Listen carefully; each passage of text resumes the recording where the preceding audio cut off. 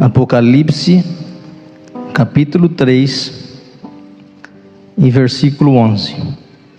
Diz assim: Eis que venho sem demora, guarda o que tens, para que ninguém tome a tua coroa. Eis que venho sem demora, guarda o que tens, para que ninguém tome a tua coroa. Amém? Um texto bem conhecido, né? Acredito que a grande maioria que está aqui já leu esse texto e até mesmo citou ele em alguma conversa, às vezes num aconselhamento. Jesus disse que vem sem demora, guarda o que tens para que ninguém tome a tua coroa. Deus sempre se preocupou com o homem. Deus sempre teve um cuidado com o homem. Deus sempre teve o plano de redenção, o plano de salvação. Deus nunca foi pego de surpresa quando o homem pecou, quando o homem errou, quando o homem desobedeceu. Não, Deus nunca foi pego de surpresa. A Bíblia diz que o cordeiro já havia sido morto, imolado antes da fundação do mundo. Ou seja, Deus sempre já teve uma alternativa para o ser humano. Para quê? Para se aproximar de Deus. Com a queda do homem, com o pecado entrando no mundo, o que aconteceu? Houve uma separação de comunhão, de intimidade entre Deus e o homem. E nessa separação, o homem tentou se justificar por si mesmo. Ele tentou fazer o quê? Cobrir-se de folhas de figueira para tampar a sua nudez. E quando Deus chega lá no jardim, diz: Adão, onde é que tu estás? Adão diz: Senhor, eu estou escondido porque eu ouvi a tua voz, e eu estou nu. Aí Deus disse assim: como é que tu sabe que tu estás nu? Tu comeu do fruto que eu disse para não comer? Você desobedeceu? Aí Adão e a sua esposa se cobrem de figueiras ali, de folha, para tentar tapar a sua nudez. Mas o homem não pode fazer absolutamente nada para tapar a sua nudez, para apagar os seus pecados. Então a Bíblia diz que Jesus faz da pele de animais um avental para que eles pudessem então tapar a sua nudez, tapar a sua vergonha. Então veja, desde o início do mundo, Deus sempre se preocupou com o homem. O homem pecou, Deus estava lá pronto para resgatá-lo. E toda a Bíblia você vai perceber esse cuidado de Deus com o povo. Já no início você observa a vida de Noé. A Bíblia diz também que Deus preocupou-se com Noé. Por quê? Porque na geração em que Noé vivia, era uma geração corrompida, uma geração que não temia Deus. E a Bíblia diz que os pensamentos maus dos homens, a intenção má do coração do homem, subiu até o Senhor. E a Bíblia vai dizer que, porém, Noé achou graça diante dos olhos do Senhor. Porque ele era um homem justo, um homem íntegro, um homem que temia a Deus. Então Deus fez o quê? Noé, eu vou mandar para você um plano, eu vou mandar para você aí uma engenharia, e você vai construir uma arca só para que você se salve e a sua família também. Por quê? Porque Noé era um homem justo e temente a Deus. Então quem teme ao Senhor, quem procura viver uma vida de temor ao Senhor, de obediência à palavra de Deus, sempre vai ter escape para a sua vida, sempre vai ter escape para a sua casa, sempre vai ter escape para quem? Para a sua família. Por quê? Porque ele caminha com Deus. Então Deus disse: eu vou te dar um escape, Noé. Preocupação de Deus com o homem. Fez uma arca. A Bíblia diz também que Noé era pregoeiro da justiça. O que era pregoeiro? Ele pregava com a própria vida dele, com a atitude que ele tinha diante do povo. Porque pensa, Noé ali diante de todo o povo, ridicularizando ele, um homem já avançado de idade, 600 anos, construindo uma arca, uma mega embarcação, onde nunca havia chovido antes, irmão. A Bíblia diz que só o orvalho que caía é que irrigava a terra, porque chuva não havia ainda. Mas Noé temia o Senhor, então Deus disse: eu vou fazer uma embarcação, e Noé acredita na provisão de Deus. Será que nós estamos assim também? Quando passamos por uma dificuldade, a gente acredita naquilo que Deus tem para nós? Noé acreditou, enquanto todo mundo dizia: pegou sol demais na muleira, está ficando doido, como é que tu vai fazer um barco desse tamanho e nem água tem? Mas Noé confiava na palavra de Deus, naquilo que Deus tinha para ele. Tanto que em Mateus 24:39 vai dizer: e não o perceberam até que veio o dilúvio e os levou a todos. Assim será também a vinda do Filho do Homem. Veja bem, Jesus ele cita Noé. No versículo 38 vai dizer: como nos dias anteriores ao dilúvio, comiam, bebiam, casavam, davam-se em casamento, até o dia em que Noé entrou na arca. Aí vem o versículo 39, que nós acabamos de ler. E eles não perceberam até que veio o quê? O dilúvio sobre a terra. Então, meu irmão, o mundo vai zombar de nós. O mundo vai dizer assim: estão ficando louco. O mundo vai dizer: para que ir tanto à igreja, se quando acabar tudo, você não tem certeza de nada? Para que você insiste tanto em vir nos cultos? O povo também ridicularizava Noé porque não chovia, mas a Bíblia diz que quando choveu, aí eles passaram a acreditar. Aí eles começaram a colocar no seu coração: existe mesmo um Deus nos céus. Noé não está caduco coisa nenhuma. Noé estava falando a verdade. E quando choveu, a Bíblia diz que quem fechou a porta foi o próprio Deus, não foi nem Noé. Deus fechou a porta para que ninguém mais entrasse ali. E Jesus então fala no capítulo 24 sobre a sua vinda. Então Deus se preocupou com Noé, fez uma arca para ele e para guardar a família dele. Deus também se preocupou com o seu povo quando estava escravo no Egito. Usou quem? Usou Moisés para libertar o povo das mãos de Faraó. Deus então manda 10 pragas. A última praga era a morte de todos os primogênitos. Com isso o Faraó deixa eles irem para buscar a Deus, e eles vão. Mas no meio do caminho, quando eles estão chegando perto do mar, eles começam o quê? A desconfiar de Deus. Começam a murmurar: Moisés, não tinha sepulcro lá no Egito? Agora nós vamos morrer aqui nesse deserto. Por que tu fez uma coisa dessa com a gente? Mas Moisés sabia quem estava falando com ele. Deus se apresentava como coluna de fogo à noite para aquecê-los do frio e iluminar o caminho. E durante o dia, no sol escaldante, Deus era como uma nuvem, para trazer sombra para eles. Moisés acreditava. Então Deus deu o quê? O livramento. Eles atravessaram o mar e no outro lado eles cantaram. Então Deus sempre se preocupou com o homem. Deus sempre se preocupou com o ser humano, desde o Antigo Testamento. E às vezes é por isso, meus irmãos, que nós estamos em casa, ou no trabalho, ou na igreja, e de repente vem uma alegria no nosso coração, e a gente começa a desejar o céu. A gente começa a pensar nas coisas que são do alto. A gente começa a pensar nas coisas que são de cima. Sabe por quê? Porque nós fomos criados lá.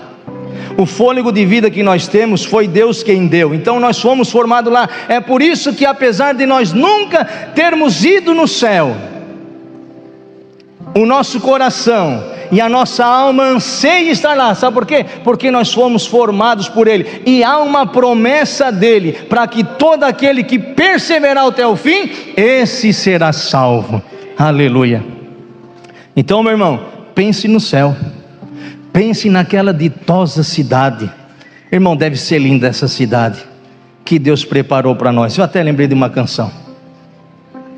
Aleluia.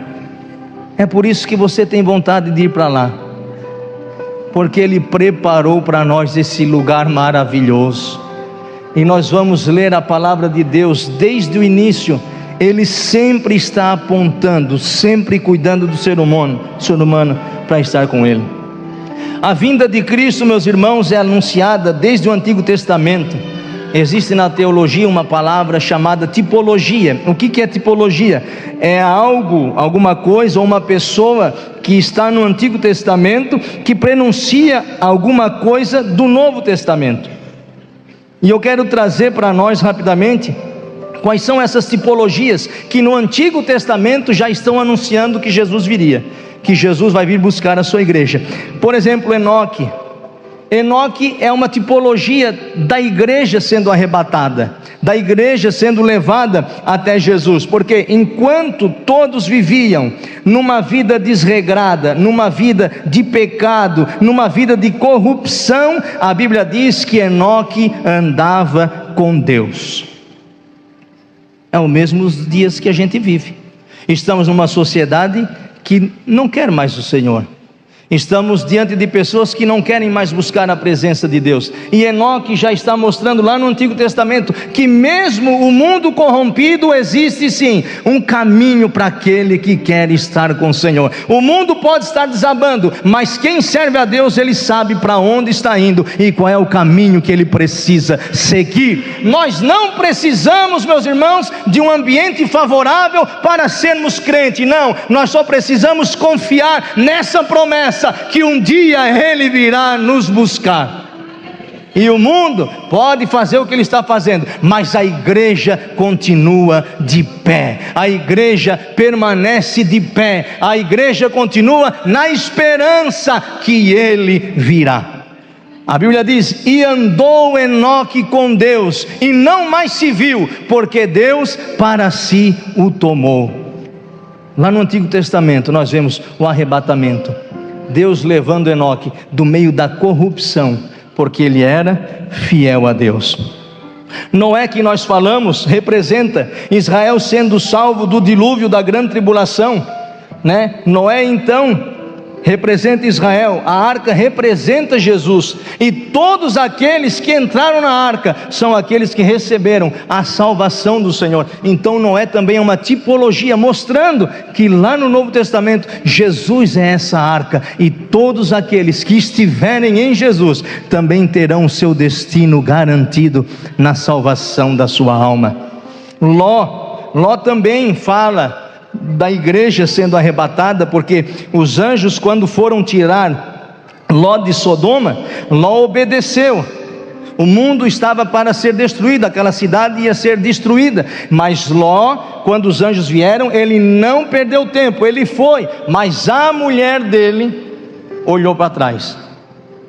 No arrebatamento vai ser também assim, vai ter gente que vai ao encontro do Senhor, mas vai ter aqueles que vão olhar para trás. Quem olhar para trás, meu irmão, vai perder a salvação, não vai estar para sempre com o Senhor. A mulher de Ló, por que olhou para trás? Porque o coração dela estava em Sodoma, estava no mundo. Ei, meu irmão, nós estamos no mundo, mas não somos daqui. Nós vivemos no mundo, mas não somos daqui, somos forasteiros. A nossa pátria é o céu, a nossa pátria celestial está em Cristo Jesus. Então, estamos no mundo, mas o mundo não pode estar no nosso coração. Uma outra tipologia, o casamento de Isaac e Rebeca. Isaac representa o noivo, Rebeca a igreja, e a família de Rebeca representa o mundo. O irmão e a mãe de Rebeca queriam que ela ficasse 10 dias antes de se casar, mas a Bíblia vai dizer que o noivo tinha pressa. Então quando ela sobe no camelo para ir com Eliseu, Eliseu representa o Espírito Santo. Quando ela sobe naquele camelo, ela já estava ataviada, preparada, tinha ganhado trajes nupciais. E Isaac e Rebeca, então, eles se casam no campo. Está lá em Gênesis 24. Se casam no campo, mas a igreja casa nas nuvens e sobe diante de Deus como esposa. Nas nuvens, quando Jesus vem buscar a sua igreja, nós vamos casar com Ele. nós vamos entregar inteiramente para Ele e subimos para as bodas, casados com o nosso Deus. Aleluia. Então, quais são? Essas são as tipologias, mas as considerações acerca da volta de Cristo, porque o texto que eu li diz assim: eis que venho sem demora. E qual é o significado principal dessa demora aqui? Ele quer dizer que o Senhor não tarda a sua vinda, né? Além do tempo que já está estabelecido por Ele. Então o tempo que Deus tem vai acontecer, mas nós não sabemos qual vai ser o tempo. Jesus deixou alguns sinais, mas Ele não disse o dia que Ele viria, e por nós não sabemos quando isso vai acontecer, nós precisamos, irmãos, estar constantemente preparados. Nós precisamos estar sempre atentos, sempre alerta, porque a qualquer momento Jesus virá. 2 Pedro 3,9 diz assim: o Senhor não retarda a sua promessa, ainda que alguns a tenham por tardia, mas é longânimo para conosco, não querendo que alguns se percam, senão que todos venham a arrepender-se. Então Jesus virá, e no tempo dele. Nós não sabemos quando vai ser esse tempo. Por isso a responsabilidade, irmãos, de nós não brincarmos com as coisas de Deus. A responsabilidade de nós termos uma vida santa diante de Deus, uma vida de compromisso com Deus, porque nós não sabemos quando será isso. Pedro, eles disseram: Pedro, os nossos pais já falavam isso. Os nossos pais já diziam que Jesus ia voltar e não veio coisa nenhuma. Por isso que Pedro diz que ele não retarda a sua promessa, ou seja, o dia que Jesus vir, ele vai vir e vai pegar muita gente desprevenida, mas eu preciso crer que a qualquer momento ele vai voltar, porque o povo de Noé, eles não acreditavam que ia chover, mas quando choveu acreditaram, aí era tarde demais. Então nós precisamos todos os dias o quê? Crer nessa palavra de que ele vai voltar. Ah, Lucas, mas e se ele não voltar na minha geração? Eu acredito, irmãos, eu acredito piamente que ele vai vir na minha geração. E tem problema em crer nisso? Claro que não, porque eu preciso estar preparado. Ah, Lucas, mas tem base bíblica? Olha o que diz 1 Tessalonicenses capítulo 4, versículo 8: pois agora vimos visto que vocês, ou melhor, 4:16: pois dada a ordem com a voz do arcanjo, o ressoar da trombeta de Deus, o próprio Senhor descerá dos céus, e os mortos em Cristo ressuscitarão primeiro. Isso é Paulo falando aos Tessalonicenses. Aí no 17 ele diz: depois nós, os que estivermos vivos. Paulo se incluía também que a qualquer momento Jesus poderia voltar.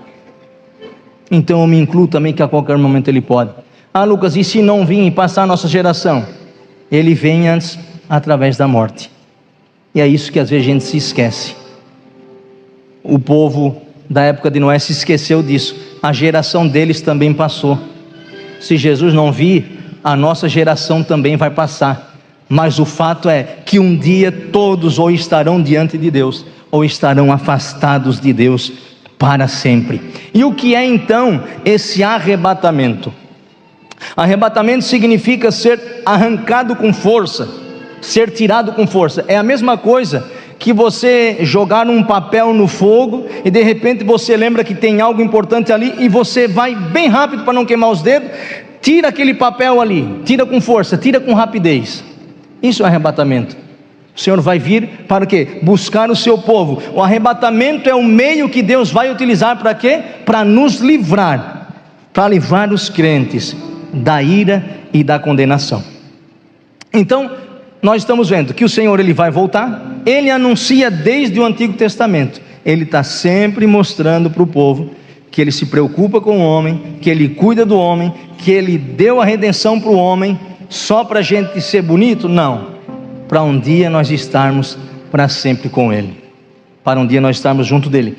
E quais são então agora os sinais da vinda de Jesus? Se você quiser abrir a sua Bíblia, nós vamos então ver de forma expositiva Mateus capítulo 24, do versículo 1 ao versículo 13. Mateus 24, do 1 ao 13. E quando Jesus ia saindo do templo, aproximaram-se dele os seus discípulos para lhe mostrarem a estrutura do templo. Jesus, porém, lhes disse: não vedes tudo isto? Em verdade vos digo que não ficará aqui pedra sobre pedra que não seja derrubada. E estando assentado no Monte das Oliveiras, Jesus no Monte das Oliveiras, os discípulos ali, chegaram-se a ele os seus discípulos em particular, dizendo: dize-nos quando serão essas coisas, e que sinal haverá da tua vinda e do fim do mundo? E Jesus respondendo disse-lhes: acautelai-vos que ninguém vos engane, porque muitos virão em meu nome dizendo: eu sou o Cristo, e enganarão a muitos. E ouvireis de guerras e de rumores de guerras. Olhai e não vos assusteis, porque é mister que isso tudo aconteça, mas ainda não é o fim. Porquanto se levantará nação contra nação, reino contra reino, e haverá fomes e pestes e terremotos em vários lugares. Mas todas estas coisas são o princípio de dores. Então vos hão de entregar para serdes atormentados, e matar-vos-ão, e sereis odiados de todas as nações por causa do meu nome. Nesse tempo muitos serão escandalizados, e trair-se-ão uns aos outros, e uns aos outros se odiarão. E surgirão muitos falsos profetas, e enganarão a muitos. E por se multiplicar a iniquidade, o amor de muitos esfriará. Mas aquele que perseverar até o fim, esse será salvo. Quando chegar em casa, leia o capítulo inteiro de Mateus, capítulo 24. É muito lindo. Fala acerca da volta de Jesus, do que nós temos que fazer para nós nos prepararmos. E eu quero começar no versículo 6, que diz: e ouvireis de guerras e de rumores de guerras. Olhai e não vos assusteis, porque é mister que isso tudo aconteça, mas ainda não é o fim. Aí eu fui pesquisar sobre as guerras, e de acordo com o relatório do IISS, que é um instituto de pesquisa britânico, diz que em 2024 havia 134 conflitos armados no mundo, um dos números mais altos dos últimos 30 anos. Alguns conflitos armados que estão acontecendo no mundo: a guerra entre Israel e Hamas, invasão russa contra a Ucrânia, guerras civis no Iêmen, Mianmar e Síria, conflitos no Sudão, conflitos em Burkina Faso, Somália e Nigéria. Há uma estatística que desde 1900 para cá, somente 6 dias o mundo ficou sem guerra. Somente 6 dias. Ah, Lucas, mas guerra sempre teve. Peste, nação contra nação, que nós vamos falar, sempre teve. Beleza, sempre teve. Mas Jesus já tinha anunciado. Mas quando você vê uma guerra, quando você algo dessa natureza, você se lembra que Jesus está voltando? Você se lembra que é um sinal que Jesus deixou para que a gente possa se ligar, porque a nossa vida é tão corrida, a gente faz tanta coisa, a nossa vida é toda atropelada, e que quando você ouve um sinal desse, será que você lembra? Tem que ficar em alerta. Jesus está voltando. Ou para nós é somente estatística? Não, isso aqui é um sinal, um prenúncio de que Jesus vai voltar.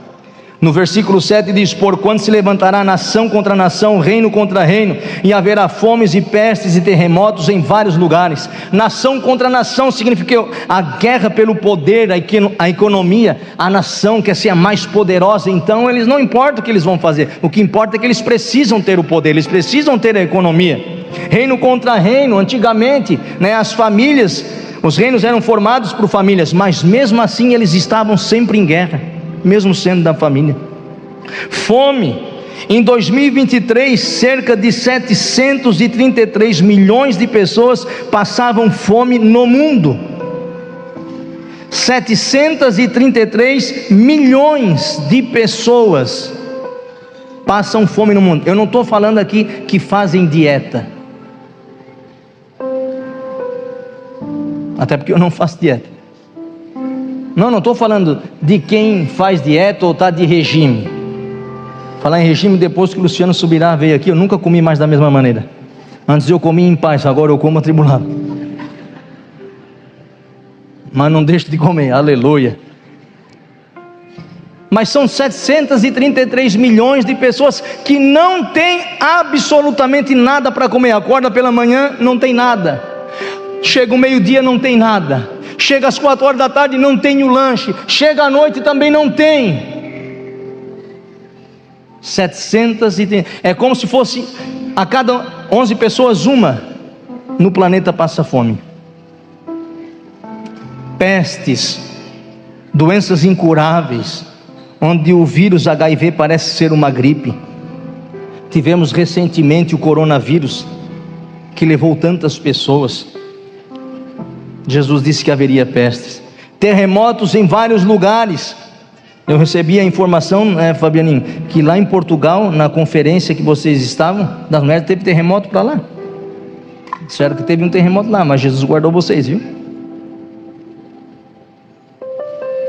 Você acompanha o noticiário, aconteceu agora, dia 28, eu acho, ou 29 de março, ali o terremoto na Tailândia. Terremoto no Mianmar, que deixou mais de 1.000 mortos. E segundo eles dizem que vai passar de 10 mil pessoas que foram mortas. Tem mais de 2.376 pessoas feridas. Jesus disse, é um sinal. Quando nós vemos esses sinais, não é para nos lamentarmos, não é para ficar também temeroso, não, é só para a nossa fé aumentar, porque Jesus disse, eu vou dar sinais de que eu vou voltar. Então nós não podemos dar desculpas que nós não fomos avisados, porque Deus sempre está mostrando sinais para a sua igreja.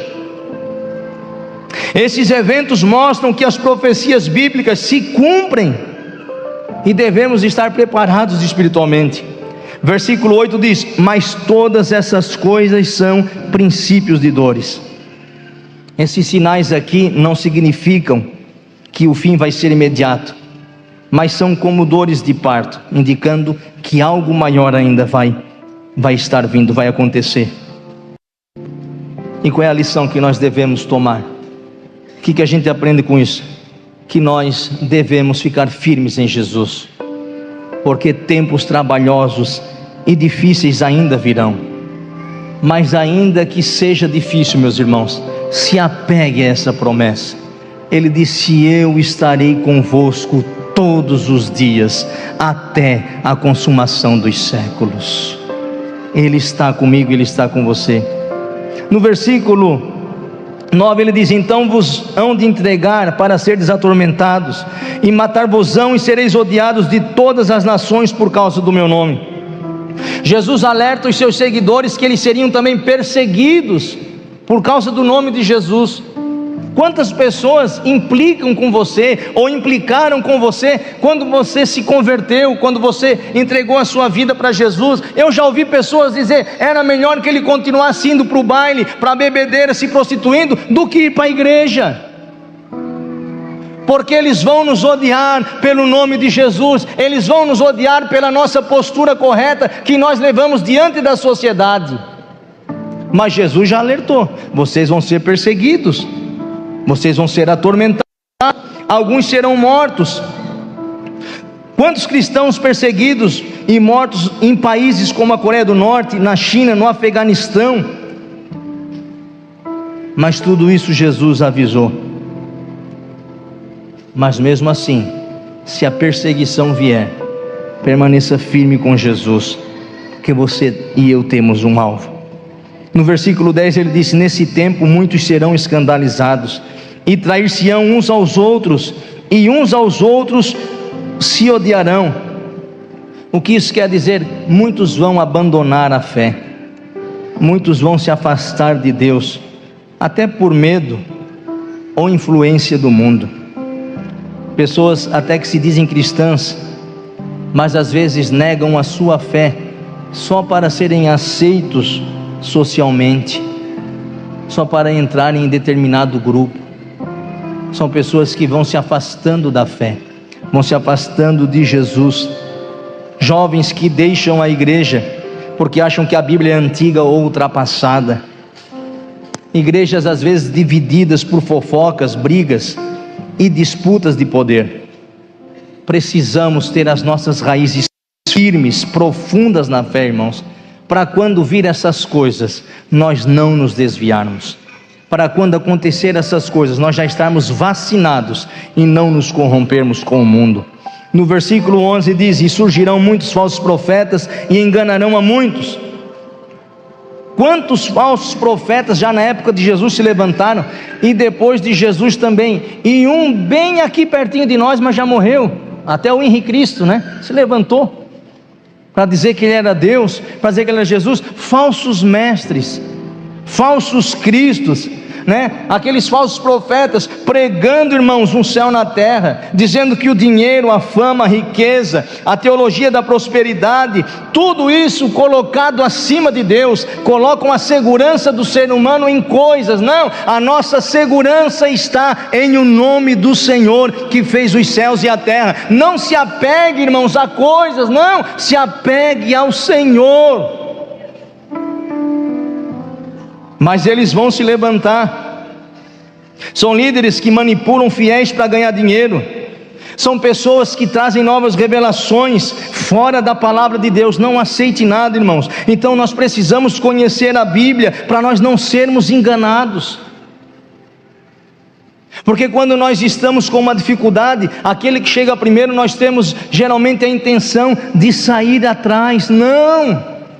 Conheça a palavra, conheça as escrituras para não ser enganado. Faça como Davi, não deixe que nada venha roubar a presença do Espírito Santo.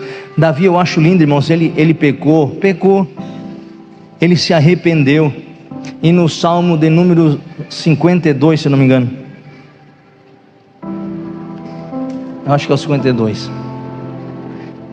ele diz: não retires teu Espírito Santo de mim.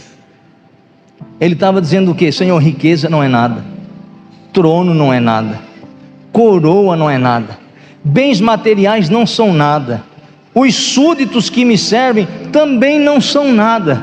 Senhor, tu podes tirar tudo de mim, eu posso ficar na sarjeta.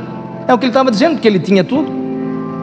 Mas só uma coisa eu te peço: não retires teu Espírito Santo de mim. Será que nós temos coragem de fazer essa oração? Ou será que quando o negócio aperta, a gente vai para a força do braço e deixa o Senhor de lado? É por isso que nós nos frustramos, porque acreditamos mais no nosso dinheiro, acreditamos mais no nosso conhecimento, acreditamos mais naquilo que nós queremos, do que às vezes atribuir ao Senhor e dizer: não retires teu Espírito, porque sem o teu Espírito Santo eu vou padecer. E no versículo 12 diz: e por se multiplicar a iniquidade, o amor de muitos esfriará. E aqui eu quero trazer uma reflexão um pouquinho mais apertada. Todos esses sinais que nós vimos, guerra, fome, peste, nação contra nação, reino contra reino, ele é externo, é do lado de fora. Mas aqui Jesus está falando de se multiplicar a iniquidade, o amor de muitos esfriará. E isso aqui é para nós aqui dentro, para os crentes. Nós temos que ter cuidado para o nosso amor não esfriar. E ele diz o que esfria o amor: por se multiplicar a iniquidade. Iniquidade, irmãos, é diferente de pecado. Nem todo pecado é uma iniquidade, mas toda iniquidade é pecado. Agora buguemos. O que quer dizer isso aí? Pecado significa o que? Errar o alvo. Você não tem intenção de errar. Então nós estamos aqui, veio para a igreja, não programou pecar, não programou fazer nada, só vir à igreja e servir ao Senhor. Então o pecado é o que? É um acidente no percurso. Você errou, mas você não tinha intenção de errar, mas no calor do momento acabou errando. Iniquidade já é diferente, irmãos. Iniquidade é o que? É quando eu peco com conhecimento. É quando eu peco por prazer. É quando eu peco e não tenho arrependimento. É quando eu peco e eu vivo tanto aquilo ali, eu acredito tanto naquilo ali, que esse pecado ele começa a me dominar e começa a fazer parte da minha vida. e a gente acaba até perdendo noção que aquilo é pecado. Então ele acaba se tornando o quê? Uma iniquidade, ou seja, é uma constância de vida em pecado, iniquidade. Pecado, errar o alvo, amém? Amém, irmãos? Pecado você não quer, mas acontece porque somos falhos. Agora iniquidade não. Eu sei que roubar é pecado. Se eu roubar, o que eu fiz? Uma iniquidade. Principalmente se eu não parar de roubar. Ela se tornou o quê? Uma iniquidade. Porque eu premeditei, eu sei que aquilo é errado, mas eu acabo cometendo. E Jesus está falando disso. A iniquidade é esse pecado que a gente não quer abandonar, porque ele nos traz prazer, ele nos dá alguma coisa de bom para a carne, mas esfria o nosso amor, esfria o nosso desejo pelas coisas de Deus, esfria o nosso desejo de estar com Deus. E o pecado então ele vai fazer o quê? A divisão entre Deus e o homem. Nós só conhecemos que é errado quando temos uma instrução. E qual é a instrução? Palavra de Deus. A palavra de Deus é que diz para nós. Ela diz o quê? Não matarás, não roubarás, não levantarás falso testemunho. Se você comete isso sabendo que é pecado, ele pode se tornar uma iniquidade na sua vida, se você não cortar o mal pela raiz. Então não abrigue dentro do seu coração, a iniquidade. Vamos abandonar o pecado, vamos abandonar aquilo que nos afasta de Deus, e vamos procurar viver uma vida piedosa e santa diante do Senhor. Eu sei que não é fácil. O apóstolo Paulo, um homem tremendo, ele disse: miserável homem que sou, quem me livrará do corpo dessa morte? O bem que eu quero fazer eu não faço, o mal que eu não quero eu faço. Então nós temos essa natureza dentro de nós lutando, mas nós não vamos conseguir sozinhos. Nós precisamos de quem? Do Espírito Santo de Deus na nossa vida. Para quê? Para que a gente possa fazer o que é certo e abandonar tudo aquilo que é errado. Lembra quando Jesus falou: nem todo aquele que diz Senhor, Senhor entrará onde? No reino dos céus. Mas eles vão dizer: mas eu profetizei no teu nome, nós curamos no teu nome, nós expulsamos demônios no teu nome, nós falamos em novas línguas, nós fizemos tudo. E Jesus vai dizer para eles abertamente o quê? Não os conheço. Ou seja, não me relacionei contigo. Você fez tudo no meu nome, mas o teu coração não era meu. Aí o que Jesus diz? Por que o coração não é meu? Porque Jesus vai dizer: apartai-vos de mim, vós que praticais o pecado? Não, vós que praticais a iniquidade, o pecado corriqueiro. Aquele pecado que a gente sabe que é pecado, mas não quer abandonar. Aquele pecado que está nos tirando da presença de Deus, é a iniquidade. E essa vai ser, irmão, a pior frase que alguém pode receber, irmão, da boca do próprio Deus: não conheço vocês, apartai-vos de mim, todos vós que praticais a iniquidade. Atente a essa frase aqui.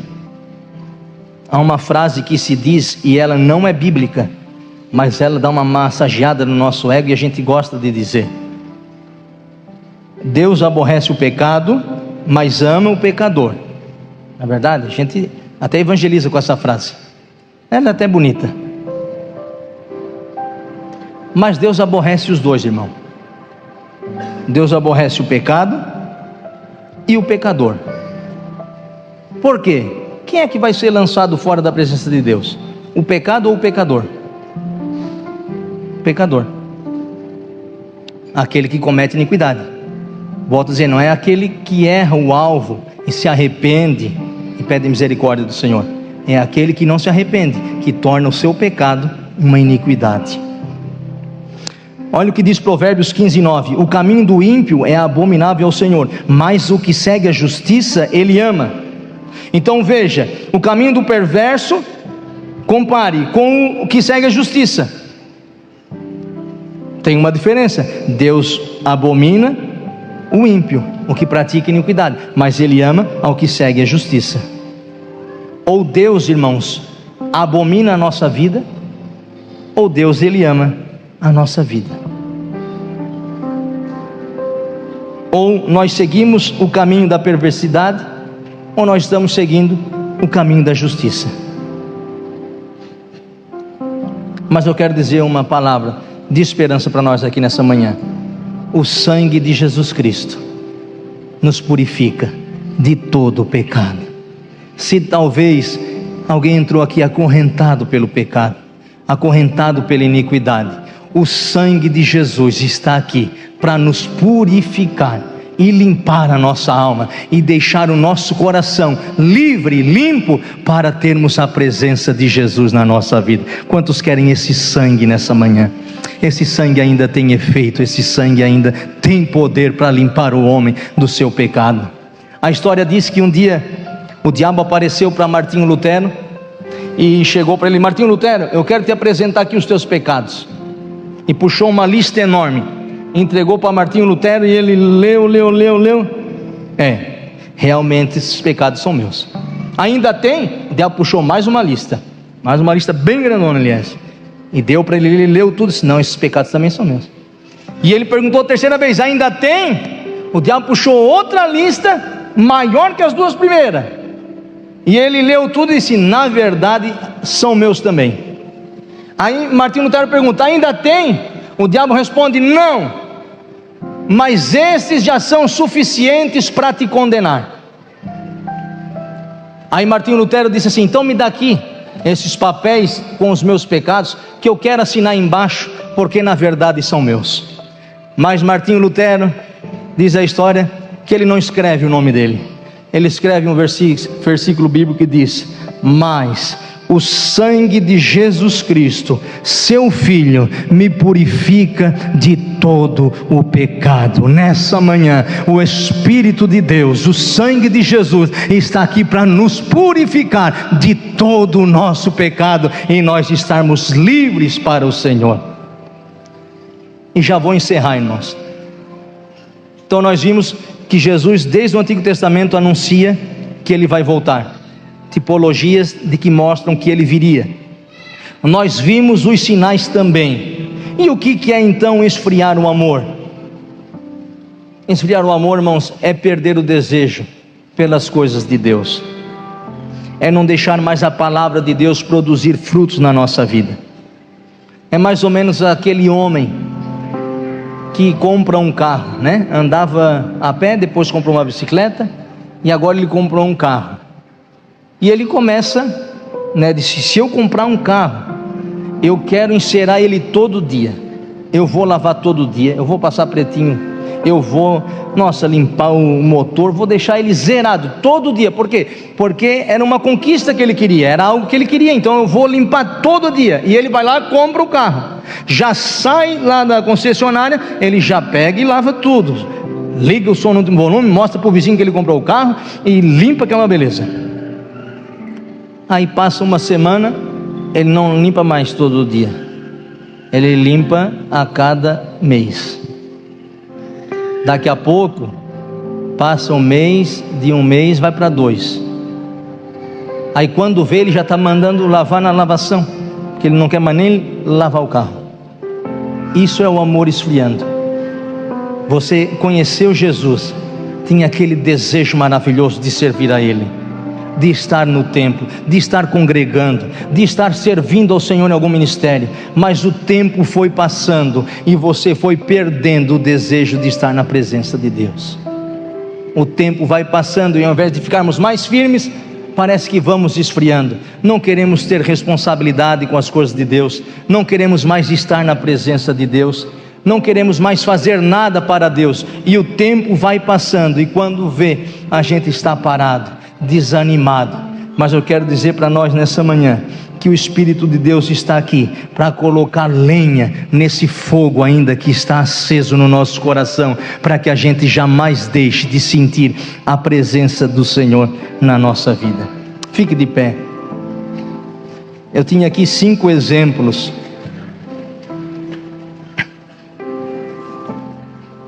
que são do dia a dia, que acabam esfriando a nossa fé. E eu só vou ler para os irmãos. Primeiro é falta de amor a Deus, né? A nossa falta de amor a Deus vai esfriando o nosso relacionamento com Ele. a igreja de Éfeso, a Bíblia diz que Jesus diz: tenho porém contra ti que deixaste o primeiro amor.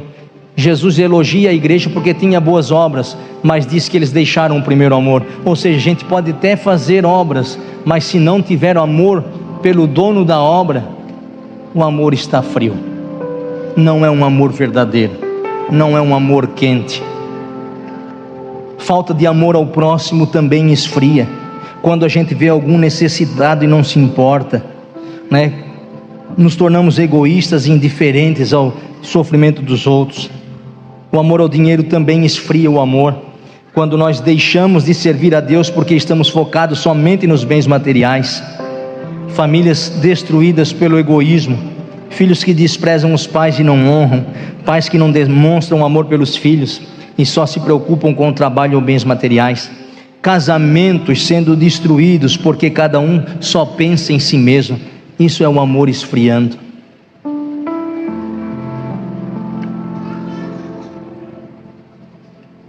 Como é que está o nosso amor pelo Senhor? Eis que venho sem demora. Guarda o que tens. O que nós temos, irmãos?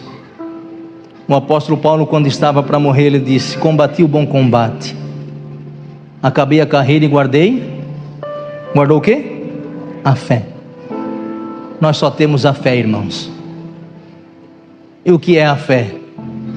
É dizer: eu ainda acredito, eu ainda creio, eu sei que vai acontecer, eu sei que tu vai vir me buscar, Senhor, eu sei que se eu morrer antes de tu vir buscar a igreja, eu vou estar contigo também. Só nos resta a fé. Te apegue a ela nessa manhã.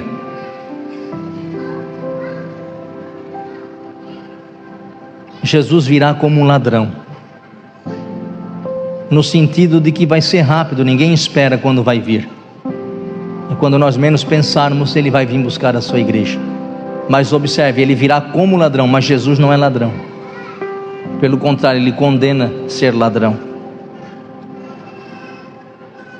Jesus vem como ladrão no sentido que ninguém está esperando, ninguém sabe o dia que o ladrão vai chegar na casa, mas Jesus não é ladrão, porque o ladrão ele rouba, ele pega aquilo que não é seu, mas Jesus não. Jesus vem buscar aqueles que são seus, aqueles que temem o seu nome e aqueles que vivem uma vida para Ele. Nós vamos louvar o Senhor. Enquanto isso, a gente pode refletir e dizer: Senhor, me ajuda a não perder a fé, me ajuda a continuar firme que Tu vai vir buscar, me ajuda, Senhor. E se precisar pedir perdão para o Senhor, enquanto nós estivermos cantando, você peça perdão ao Senhor, e eu tenho certeza que Ele não vai te abandonar. Aleluia. Feche seus olhos, vamos orar e agradecer a Ele. Pai, nós te damos graça nessa manhã. Temos falado, Senhor, da Tua palavra, e sabemos o quanto limitados somos, o quanto pecadores somos, mas também sabemos que temos um grande Salvador. Aleluia. E é isso que nos conforta, nos consola e que nos dá, Senhor, força para continuarmos firmes. Não deixa, Senhor, que nenhum dos que aqui estão se percam, não deixe que nenhum de nós venha se perder, Senhor, mas que nós venhamos a cada dia mais nos fortalecer, para que um dia nós possamos estar contigo para sempre. Não nos deixe, Senhor, não nos deixe cair, não nos deixe ficar prostrados. Segura, Senhor, a nossa mão e faz, Senhor, passar por tudo e ficarmos firmes, porque no versículo 13 a Tua palavra nos diz, finalizando: aquele que perseverar até o fim será salvo. Nós não queremos ser daqueles que olham para trás e que nem vamos até a metade do caminho, não. Nós queremos até o fim, Senhor, até o fim, Senhor, até o fim, e seremos salvos. Nos consola, Senhor, com esta palavra, e que a cada dia que vermos os sinais, possamos nos lembrar: a qualquer momento o Senhor virá. Amém e amém. Estenda as mãos para cá, meus irmãos. Que a graça de nosso Senhor Jesus Cristo, o amor do Pai, e que as consolações do Espírito Santo sejam com todos hoje e sempre. Amém. Tenha uma semana abençoada em nome de Jesus.